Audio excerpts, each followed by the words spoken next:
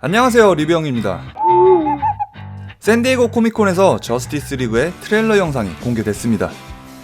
공식 일정에 따르면 4월 11일부터 촬영에 들어갔는데 약 3개월 만에 트레일러 영상을 공개했다는 건 이례적으로 빠른 공개죠.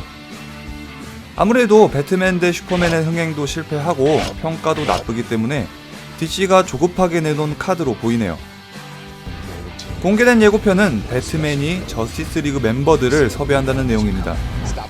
포스터를 바탕으로 추측하자면 일단 영화에서 저스티스 리그의 초대 멤버는 배트맨, 슈퍼맨, 원더우먼, 플래시, 사이보그, 아쿠아맨 이렇게 6명인데 예고편에 슈퍼맨은 등장하지 않았어요. 배대슈에서 슈퍼맨이 죽어서 그런 것 같은데 슈퍼맨이 부활한다는 건 기정사실이고 저스티스 리그의 핵심 멤버인데다가 공개된 스틸컷에 슈퍼맨이 있기 때문에 저스티스 리그에 등장할 것은 분명한데 어떻게 부활시키고 등장시킬 것인지가 관건이겠네요. 어쨌든 오늘은 저스티스 리그의 멤버들을 소개하는 시간을 가질 건데요. 배트맨과 슈퍼맨 그리고 원더우먼은 저보다 여러분들이 더 잘 알 거라고 생각하기 때문에 생략했고요.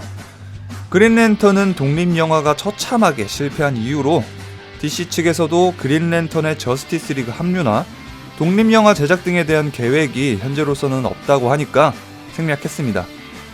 그럼 이제 남은 건 플래시, 아쿠아맨 그리고 사이보그인데 이들은 한국에서의 인지도가 비교적 떨어지기 때문에 이 3명의 히어로에 대해서 뉴 OE 세계관 기준으로 간략하게 소개하도록 하겠습니다.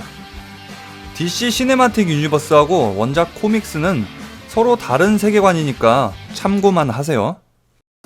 먼저 플래시입니다. 플래시라는 캐릭터는 1940년 플래시 코믹스 이슈 1에서 최초로 등장했고요. 1세대부터 4세대까지 총 4명의 플래시가 있습니다. 하지만 뉴 OE 이후의 플래시는 2대 플래시인 베리 앨런만을 지칭합니다.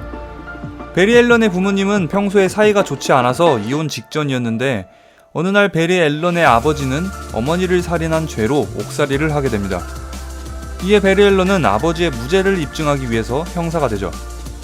그리고 어느 날 연구실에서 창밖으로 기계를 던졌는데 그게 커다란 구멍을 만들고 그 구멍에서 튀어나오는 번개를 막고 나서 능력을 얻고 플래시가 되죠.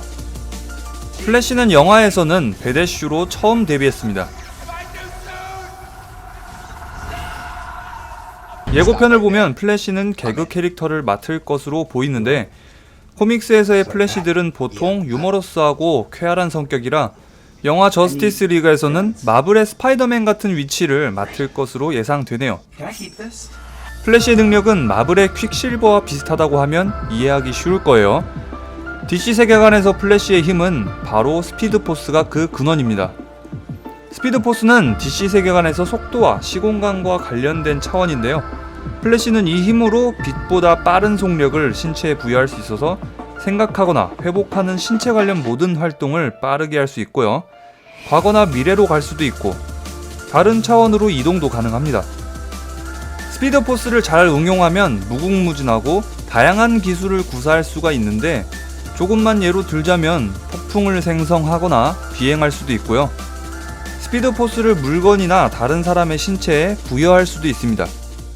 그리고 퀵실버의 기술처럼 몸을 진동시켜서 물질을 파괴하거나 관통할 수도 있습니다. 심지어 빛보다 빠르게 이동할 수 있고 이론상으로는 무한의 속력을 얻을 수 있다고 하네요. 다음은 사이보그입니다. 사이보그는 1980년 DC 코믹스 프레젠츠 이슈 26에서 처음 등장하는 반인간, 반기계 히어로입니다.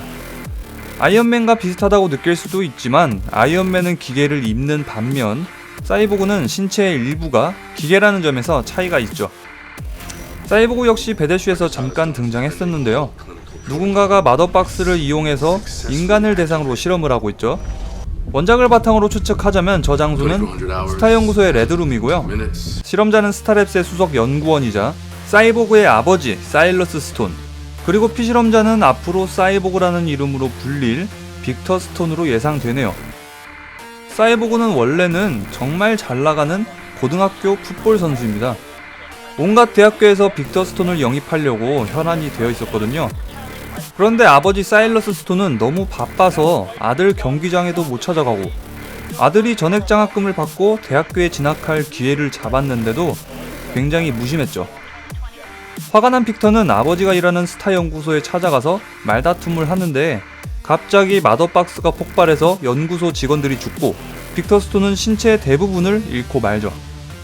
이에 아버지는 죽어가는 아들을 최첨단 기술의 장비들이 있는 레드룸으로 데려가서 마더박스의 힘으로 온갖 첨단 장비가 몸에 이식된 사이보그로 살아나죠. 그리고 마더박스의 힘이 사이보그에게 전해진 결과 다크사이드의 지구 침공 계획도 알게 됩니다. 사이보그의 능력을 한번 알아볼까요? 기계의 몸을 가진 만큼 당연히 신체 능력과 방어력은 인간보다 뛰어나고요.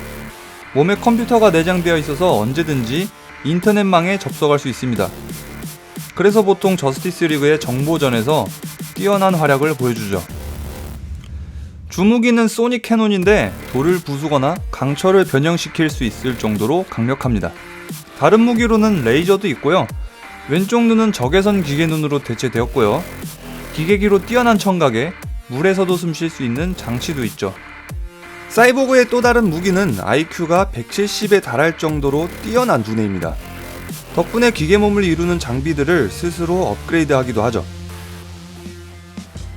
마지막으로 아쿠아맨입니다. 아쿠아맨은 1942년 월펀 코믹스 이슈 73에서 처음으로 등장합니다. 아쿠아맨은 등대지기 톰 커리와 해저왕국 아틀란티스의 여왕이었던 아틀라나 사이에서 태어났는데요. 아버지는 아틀란티스의 존재를 알리려는 신이라는 사람 때문에 세상을 떠나고, 어머니는 인간의 아이를 임신했다는 이유로 아틀란티스의 감옥에 갇혔다가 누군가에게 살해당하죠. 그렇지만 아쿠아맨은 온갖 위기 끝에 아틀란티스의 왕위 계승자로 인정받고 지구 표면의 75%를 차지하는 바다 전체를 영토로 하는 아틀란티스 왕국을 통치하게 됩니다. 아쿠아맨의 능력을 한번 보죠. 아틀란티스인은 심해에서 살기 때문에 신체의 힘이 막강해서 물속에서의 전투력은 슈퍼맨과 싸워도 비등비등하고요. 바다 육지 어디든 호흡이 자유롭습니다.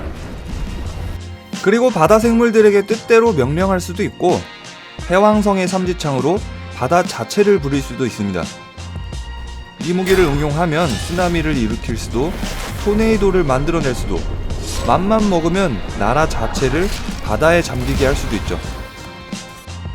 아쿠아맨의 또 다른 능력은 바로 권력인데요.